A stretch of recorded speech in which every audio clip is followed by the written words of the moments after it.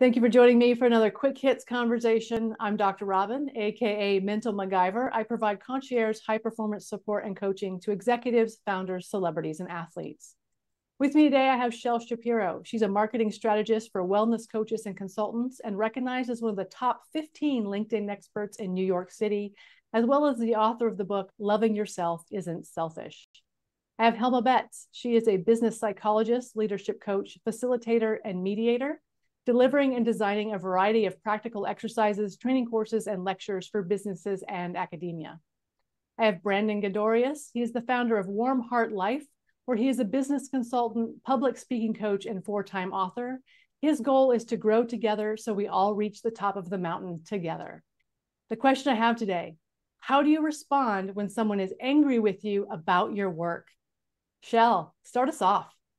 Yeah, this is such a great topic. I think first and foremost, it's really important to try to not react. It's really easy when somebody is upset with us to get defensive and to jump in and defend what it is that you've done and over explain. Beyond that, we really want to try to listen to what the other person is saying. So if we can actively listen and see if we can understand where they're coming from, why they're unhappy with the work that we've done or what's been going on in the situation, and see if we can understand what their perspective is.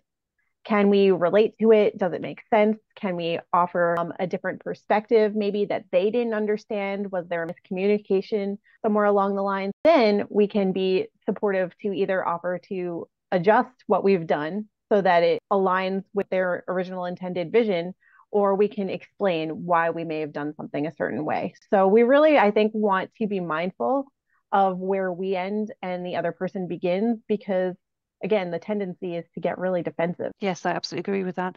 I think the danger is always that we become defensive and then angry ourselves, in which case everything escalates. But I think it always depends so much on the situation. What is if you are already unhappy with the work that you have provided and you think, actually, they're right. I haven't done the work that I should have done, or something's gone wrong. Yeah, which is the worst kind, isn't it? So I think then we're adding a bit of shame to the mix, because then, of course, we feel bad about ourselves. And, of course, we don't want to be shouted at. No one wants to be shouted at, or even if we don't really know whether they're being really, really angry with us and would shout at us, but we might fear this ourselves. And then the shame might make it really difficult for us to have a conversation with them about it, especially if we just sense that they're angry with us. They might not even voice their anger, but we sense it. We realize that they're being a bit curt or not talking to us anymore, or their emails are becoming a bit more standoffish. And then how to raise that conversation, how to have that out in the open, that I think is really, really difficult. Yeah, I mean, I could think of a time I was dating a girl and it just wasn't going to work out. So I get this long message and it's just like one of these books written to me. I'm like, oh boy. And she was just venting. And I'm like, man, she's not happy with this. So the first thing I said was, hey, I totally understand where you're coming from. You should feel that way. And I'm understanding what you're saying there. And I said, I can get that you don't want to break up, and this is kind of a hard thing to come to fruition, but this is where I want to go with everything, and I don't see us properly aligning with that. However, I'm open to any conversation you want to have. And she took a couple hours to respond back.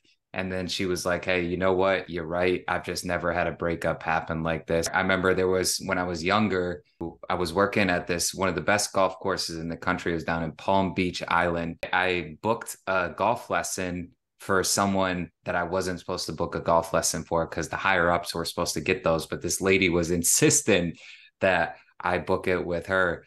And my boss was nearby. He said, hey, Brandon, I'm just trying to understand where you're coming from. It sounded like you were booking a lesson with someone and you're not supposed to do that. And I said, yeah, I know, you're right. He said, well, what do you want to do to fix this? I'm like, I don't know. And he's kind of like, well, there's a phone right there. So because he was understanding of my mistake, it was a lot easier for me to pick up the phone, call the lady back, and reschedule it with someone who was actually supposed to get that lesson. So the number one thing I'm trying to do when someone's not happy is just, hey, I understand where you're coming from. And that has also paid off with different things from relationships to work. What I'm hearing you all say is A, manage your own emotions, whether you're feeling shame or you're angry yourself or whatever's going on, manage your own emotions, and then be curious. Start asking the questions. What happened? How do we fix it? How do we make it better? What does that look like? I think that's the biggest thing that's the challenge is if someone's angry at you, I think you said it, Chelle, escalation is the first response almost always. How do you manage that? How do you catch that escalation? A lot of breathing exercise and practice, honestly. Managing the escalation. I mean, I think it depends on how we're conditioned, because I was somebody who was taught to stay quiet and just to like take it and then respond later. And that didn't always serve me very well. But I also got to see how people on the other side would stand up for themselves and articulate their position. Both of those things can be true, but I think it depends on what you're comfortable with.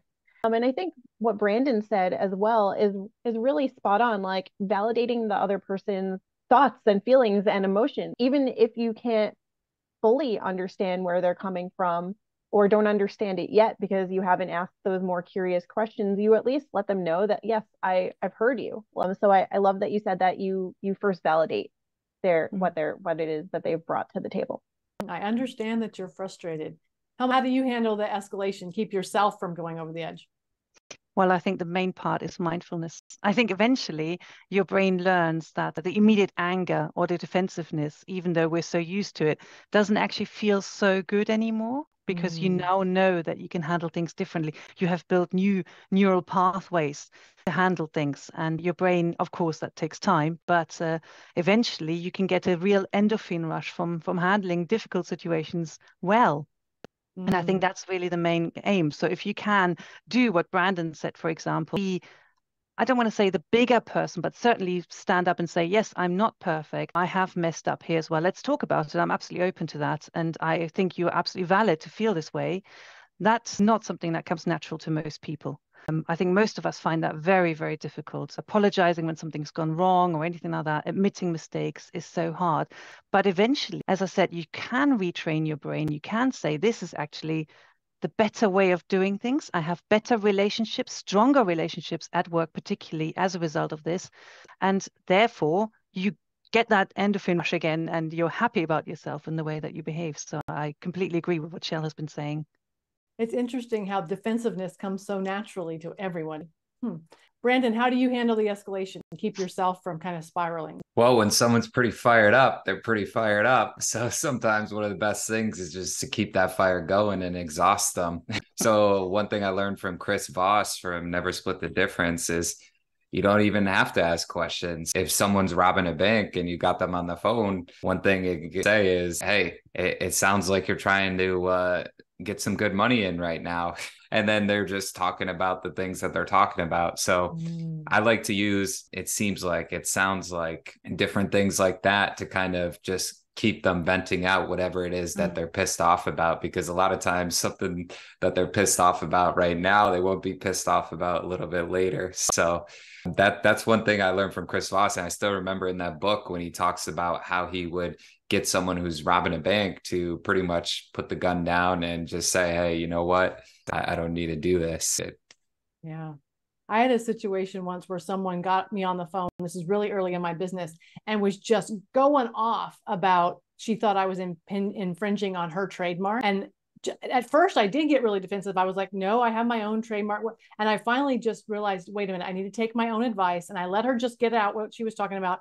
And then I said, okay, what would you like to have happen next?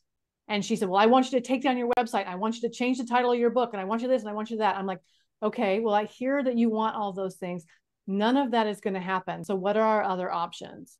And she said to me, well, fine, I'm just going to call my lawyer. I said, okay, well, call your lawyer and let me know what our options are. Call me back. I never heard back from her. So I basically just had to say to her, okay, well, here's where we are. Here's what I'm not willing to do. What would you like to have happen next? And that was a really good kind of, I guess, end to the situation, because it never came back up. So that is our 10 minutes. Thank you so much for having this conversation with me about professional anger. I think it's interesting when someone's angry at us, how we have to kind of say, All right, take a break, figure out what's happening here. And I appreciate you sharing your strategies with me. I look forward to speaking to each of you again very soon.